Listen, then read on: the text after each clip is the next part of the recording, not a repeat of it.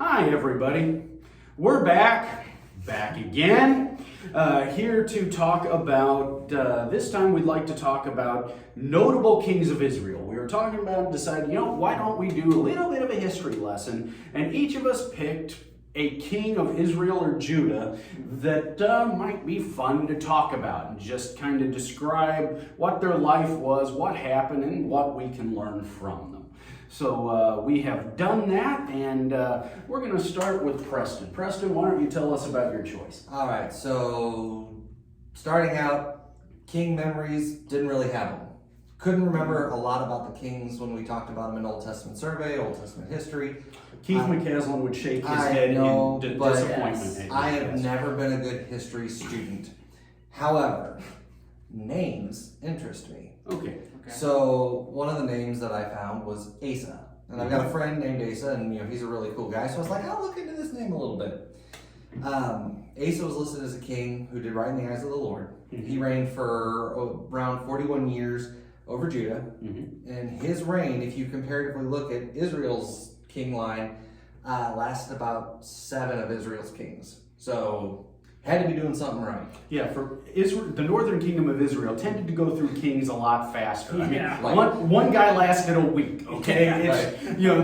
They just were harder on them, but that's what happens when you have wicked people doing wicked things for earthly power. But So one of the big things that Asa did was at the very beginning of his reign, he went through town to town, pretty much taking torches and pitchforks to all the pagan idols. Mm-hmm.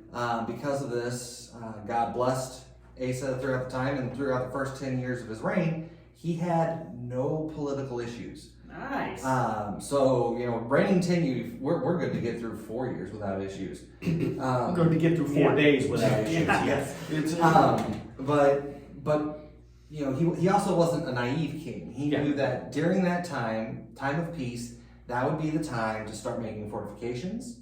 That would be a great time to train up people to have an army ready should the event arise. So he took and trained up some 580,000 men to get them ready for battle. Later in his reign, he did make partnerships with some pagan worshiping countries like Syria to help with potential conflicts with Israel. But even though he entered into those relationships, he was still looked in favor in the eyes of the Lord. So a really cool backstory with Asa. He went through. He did what he was supposed to as a king who was working for God, doing God's will, and bringing initially people back to worshiping the one true God and not the pagan idols.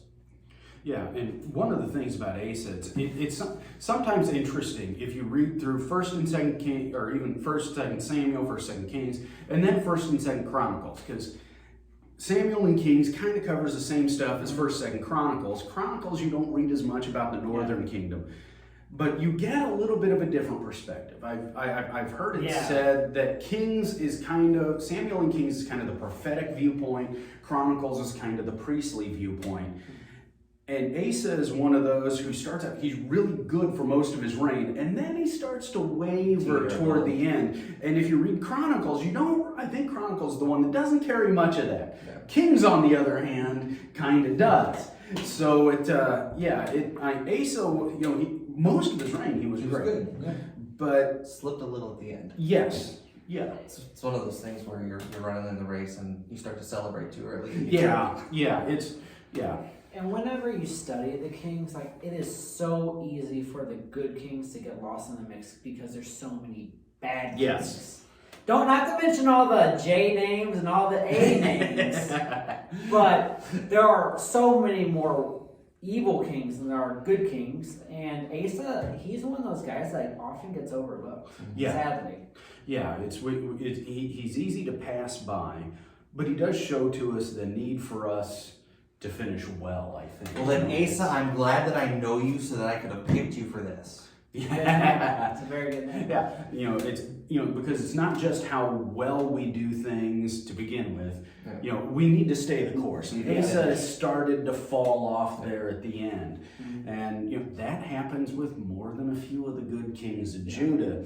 And we've seen that happen with people we know. They just don't always finish well. Yeah, absolutely. But yeah, Asa's a good choice. But starting in the 38th year of Asa, king of Judah, we come to Ahab, the son of Omri. Giving it up for Ahab. Ahab is one of these guys that we know because there's a lot said about him in 1 Kings. He's in 1 Kings 16 through 22. He ruled the northern kingdom of Israel from about the year 874 to 853 BC. And he's really notorious for his tussles with Elijah. He's constantly going around with that. And he's also notorious for his lovely wife, Jezebel, who managed to wear that name so badly nobody uses it anymore. It's, just like the name Judas. Or Athaliah. Athaliah, yeah. I mean, I was in a preaching group and we were talking about sermons to preach for Mother's Day, and I suggested Queen Athaliah. If you don't know, Queen Athaliah killed like all of her grandkids to keep the throne. I mean, not Mother of the Year material. No. But no. Ahab, meanwhile, Ahab has an interesting personality because his personality is something of a follower. In 1 Kings, you really get the feeling that he's being influenced by his wife, Jezebel. And let's be honest, we're married here. Each married guy gets influenced by his wife. And for the vast majority of us, that's a good thing. We need that. The ladies really help us. But for him, it led him down a wrong path because she was amazingly idolatrous. And he joins her in the fertility cult of Baal and Ashtoreth, which was really rampant at the time. And she even ends up making a lot of commands in his stead. Seems that she was the driving force behind the persecution of the Lord's prophets in Israel at the time. She was the one to threaten Elijah in 1 Kings 19, the first couple verses. And that was even after a campaign to locate and murder all the other prophets. They end up hiding in caves to try and stay away from her wrath. And in that story about Naboth's vineyard that people tend to know, in 1 Kings 21, if you haven't read it, she takes control of things herself. Ahab is like, I want your vineyard. Naboth is like, no. And he goes sulking, and meanwhile she says, all right, we're going to have a trial. We're going to put Naboth on trial. We're going to bring in some worthless fellows to perjure themselves. Then we're going to stone Naboth. That was all her idea. So she uses the power of the state to kill an innocent man just for the purpose of a land grab. It's a garden. Yeah, I mean, this is nasty stuff. And meanwhile, Ahab doesn't seem to be as opposed to Elijah. You've got Jezebel who's like, if I see you, I'm going to kill you. And then you've got Ahab who's constantly having conversations with Elijah. And Ahab never feared. We never get the idea that he's a God-fearing man, but it's under that influence of Jezebel where he reaches his true moral depths. He does, interestingly, in 1 Kings 21, he has an instance of repentance. At one point, he's told, you are against God, God is going to judge you, you're going to die. And he humbles himself, and God says, well, because he humbled himself, I'm going to relent. But that doesn't mean Ahab began obeying the Lord. Ahab ultimately is shown as a weak king. He's vacillating. He's unable to make a good decision even when his life depended on it. One of my favorite stories in the Bible is at the end of Ahab's life. 1 Kings 22. Ahab's headed out to battle. He's joining forces with the southern king, Jehoshaphat. And they're getting ready to go, and Ahab's false prophets are all running around. Oh, you're going to destroy the enemy. You're going to win. You're going to win. It's going to be great. And Jehoshaphat says, look, do we have even one real prophet of the Lord? All these fake guys are just kind of on my nerves. I mean, this is Phil's paraphrase of the Bible. And then Ahab says, well, I've got this guy Micaiah, but he never says anything good about me. If the one prophet of the Lord you have never says anything good about you, should tell you something. Yeah, that really should tell you something. Yeah. Pay attention, that's a clue. And so it's a secret tool that'll be used later. Yeah.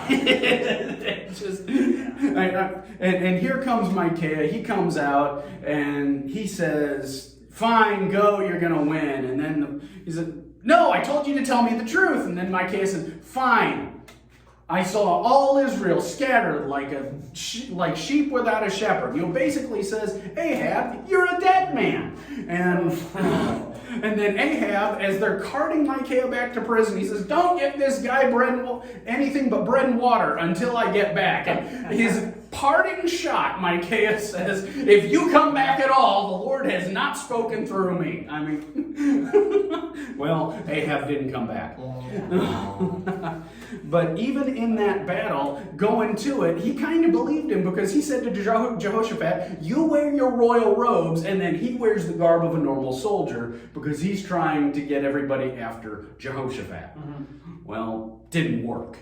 And, so he's self-centered. He can't bring himself to be self-aware enough to do what is right. He's cowardly. He's trying to hide. And to me, I think the message of Ahab is you need to be careful who influences you. Because not everybody is somebody to be heeded. He was not careful.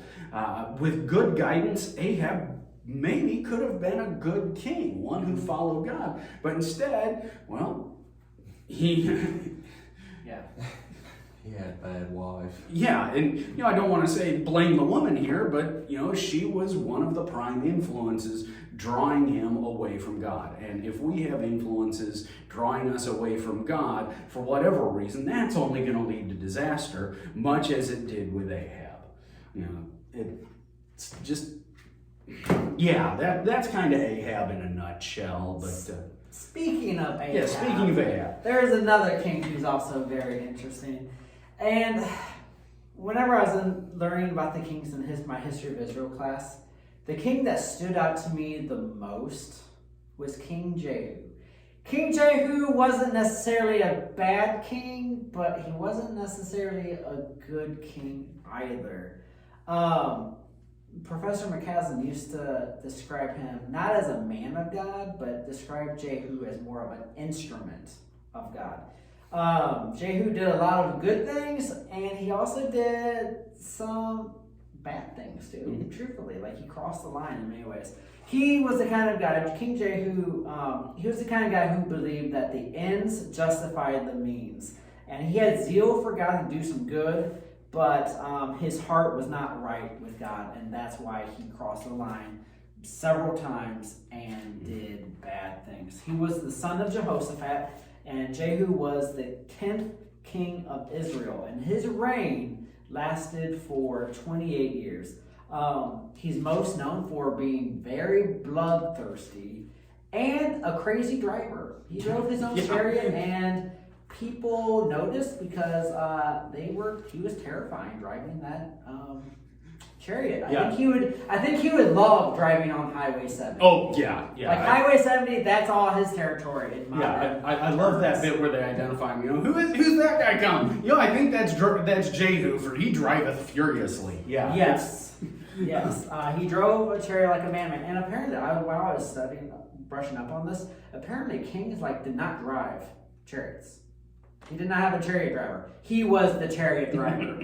just to show you how macho this guy was. And he is found, you can find him in 2 Kings chapters 9 and 10, and 2 Chronicles chapter 22. And I'll let you read up about him. But some of the most notable things about Jehu was that he wiped out the line of King Ahab. He did not kill King Ahab, but he wiped out all the princes. Yeah, he got the rest of them. Yeah. Yes, and you'll find this really lovely story of an interaction that he has with Queen Jezebel, and it ended up with Queen Jezebel being thrown out the window, and the dogs eating her body, and nothing much being left of her. Yeah, we hope you're not watching this during breakfast. Yeah. Yes. So that's a fun story, but he also went overboard by killing not just the princes and the queen, which is what he was supposed to do, but he killed anyone affiliated with Ahab, and that was crossing the line because he was very bloodthirsty. Also, there you'll find a story where he kills King Joram and King Ahaziah. In my Bible, it says he assassinates them. So you have that about him. And also, another really famous story about Jehu is he faked being a pagan worshiper. So basically, Baal worship was very popular in the land of Israel, and he knew that it was wrong and he needed to get rid of it. So what does he do? He says, I am a Baal worshiper now. Come, everyone who worships Baal, gather together, the priest, followers, everyone, because I'm going to make a great sacrifice. Mm-hmm. So everyone gathers up. He gets them all together in one place. He has 80 guards outside the building, and he's like, don't leave one of them alive.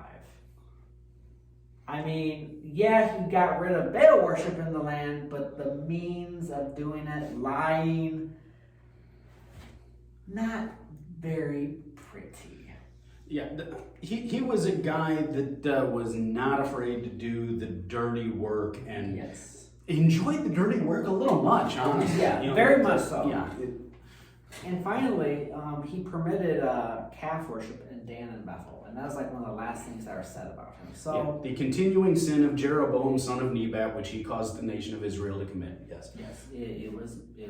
I mean, he got that nation out of one form of idolatry, but he did not get the nation out of other forms of idolatry. So he wasn't good, but he wasn't bad. And it says in 2 Kings chapter 10, 29 through 31, and the Lord said to Jehu, because you have done well, carrying out what is right in my eyes, you have done to the house of Ahab according to all that was in my heart. Your sons of the fourth generation shall sit on the throne of Israel.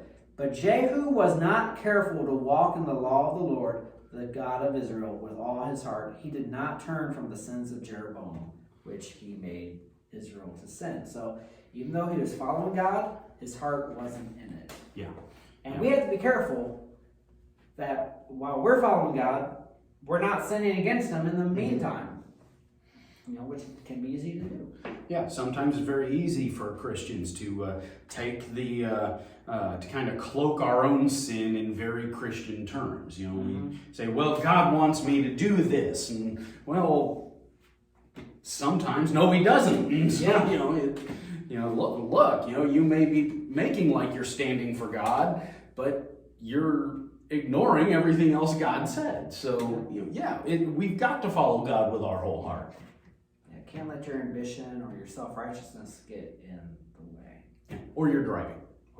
Yeah, that too. Well, this has been fun. It's been a good time. We'll hope to see you in church soon.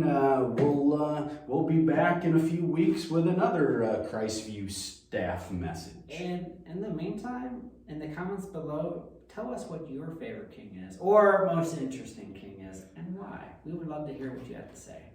Besides that, along with that, also include some topics you might be interested in, because we want to talk about things that you want to hear. Absolutely. Yeah, we don't have a whole ton of ideas for some of these things. So we would love if you've got things like, hey, I would love to hear you three jokers talk about this. Please put it in the comments, and we'll discuss it, eventually get to it, or dismiss it out of hand. No, we'll just we want to hear what you think and what you'd like us to discuss.